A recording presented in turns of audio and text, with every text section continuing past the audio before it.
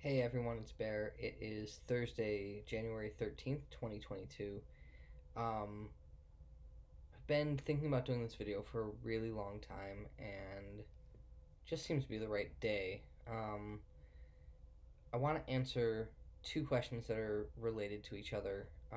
One is, how does it feel to be transgender? Like, how do you know that you are quote unquote trans enough? Which is a big thing that trans people ask themselves. Like, am I trans enough to come out and transition and stuff like that? There is no such thing as trans enough, first of all. Be comforted by that. But I really do want to address, like, how it feels to be transgender. The other question that I want to address tonight is how did you know you wanted to come out and transition? This is often confused by people who are not trans by asking, how did you know that you wanted the surgery?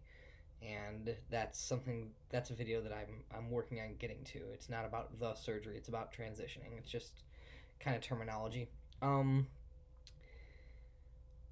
so, what is it like to be transgender? Transgender is literally defined as not identifying unambiguously with the sex that you were assigned at birth, and that's just based on your body and your genitals.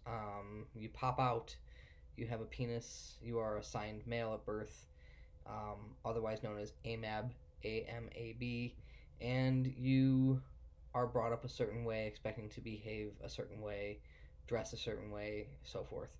Or you have the V words that I'm not a fan of because they cause me dysphoria. You are assigned female at birth and you are brought up a certain way and expected to act a certain way. Um, Trans is when that doesn't really align and you identify somewhere away from that, and that can mean a lot of things. For some of us, that's binary, right? So I was assigned female at birth and identify as a binary male, right? There's also all sorts of stuff in between. Gender's an infinite spectrum, so there's infinite marks in between. I digress. What is it like to identify on that spectrum? So, a lot of people have a hard time with this because they inherently try to imagine themselves as identifying as the opposite gender. Don't do that. If you were assigned female at birth and you identify as female, what I want you to do for this like exercise is just imagine that you feel comfortable as a female and you're excited to be a female and you want to put on makeup and put on girly clothing and go out and be addressed as female. That is what you expect, but society is telling you that you must do the opposite. um, and that means that you are expected to show up to work wearing certain clothing, right? Your job place has a business casual dress code, and that means that you should be wearing trousers and a blazer and a button down shirt and so forth. And you're expected to go to weddings wearing a suit and a tie. And society expects you to be cool with that and just like not have a problem with that, and even to be excited about that. That's what it's like to be trans. Don't try to like imagine the opposite of what you actually identify as. Imagine being forced into the opposite role. So, for me, I was assigned female at birth, and I remember being a really little kid and being like, no, I'm a boy. I want to dress like that, and I want to act like that. Um, that's what it's like to be transgender. So, um, just kind of imagine what feels normal to you and being told that you have to adhere to the opposite. It's that easy.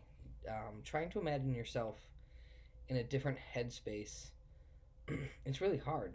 It's like trying to imagine yourself. I'm white. I can't imagine what it's like to be black.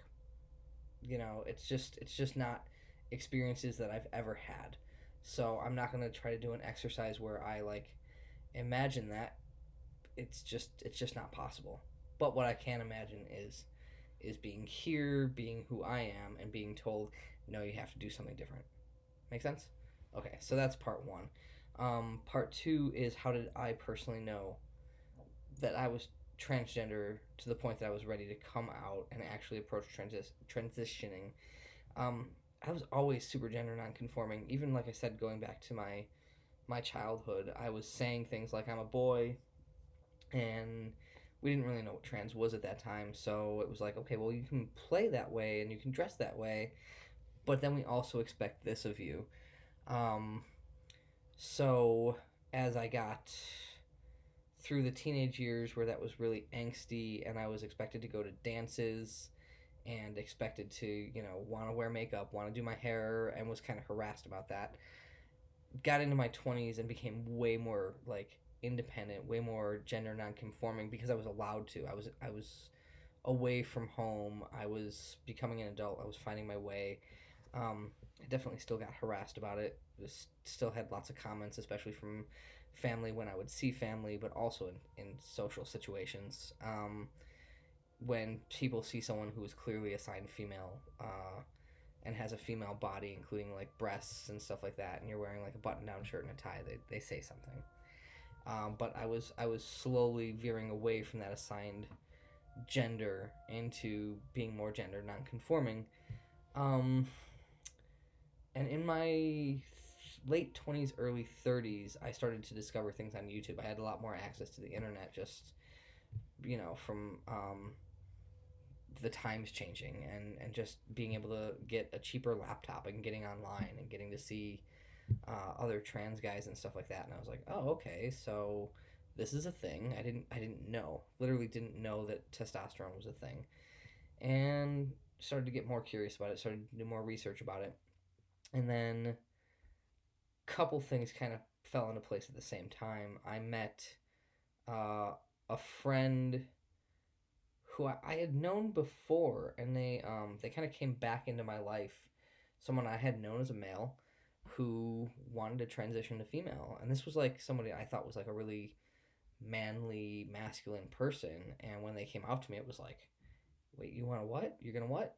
Okay. And I tried to do my best to support this person. And I made mistakes, and unfortunately, that led to us not speaking anymore, and that's a huge loss. But she came into my life, and she said, I think you really need to think about some things, and here's some information about where you can pursue testosterone and stuff like that. Just like a very kind of scientific sort of thing. So I was leaning in that direction, but I was afraid. I was really afraid of actually coming out and transitioning because it's a huge undertaking. You have your family, that you're going to have to explain things to. They're going to be upset. They're going to feel a loss, and um, a lot of stuff. There's a lot of stuff with your family that's difficult and is frightening to approach. But then also, you, it's just a matter. You have to literally tell everybody. This isn't like coming out as gay, where you tell your social circle, and you don't have to tell your coworkers.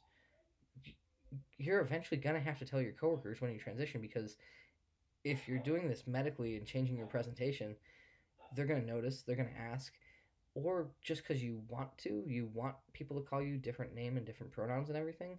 So it's not nearly the same thing. Um, and it's terrifying. I was really really scared of talking to people and telling them and getting rejected. Also, I was really active with my martial arts community at that time, and martial arts is a very masculine world. It is a boys' club, and girls are like this kind of like bubble, and I was afraid of giving away that bubble. I didn't want to lose that. I didn't want to lose those friends, and then I was terrified of trying to join the boys club and getting rejected. And yeah, they were actually really supportive, by the way. I didn't have a lot of pushback. I had some questioning, and I had to explain some things, but I was super scared. And all of that makes you kind of hesitate. you're like, I want to do this, but I'm scared. And what finally pushed me over that line was a YouTube video, and it was someone that I'm actually now more friendly with, but I was following at that time. It was 2014, and it's a YouTuber whose name is Electric Dade, and I had been following his journey for the last like 2.5, 3 years as he was like getting ready to go on testosterone and having his top surgery and stuff like that. And I was, I'll never forget it. I literally was kind of sitting there like doing my daily routine. I was off that day, and I was looking in the mirror and I was thinking, what am I going to do about this? I'm just too scared. Maybe I'll just stay, you know, closeted. And it's just too terrifying. I can't do this. And then I opened up my laptop and I saw that there was a new video from Dade, and it was his 2.5 years on testosterone mark, and he was just giving his update. And at that point, he had already had like his top surgery, and he and his wife were pursuing like family planning and stuff. And he was a guy, and had already done his like legal stuff. And I remember watching that video and having this desperate, aching feeling inside of me, and going, I want what this guy has. I want what he has. And that was it. There was no turning back at that point. I knew that aching desire meant that was the right thing to do, and even though it was scary and it was not going to be easy, that was the right thing to do. Because how can you turn that off when you feel that much need for change in your life, and you know that your life is going to improve, or at least that you're going to be more comfortable just with yourself? I couldn't turn that away. So that was the moment for me. And it really went rapidly after that. My coming out and starting tea and everything like that, which was a shock to some people. They were like, "Oh, you moved on this really really quickly," and that's something that you can go back and watch some of my really early videos, and I talked about that. Like, I did not say anything until I was really ready to do something. But yeah, that's my story, and that's something that is going to be different for every single person. But that is it. That was the moment I knew. So thanks for listening, and yeah, I'll see you soon.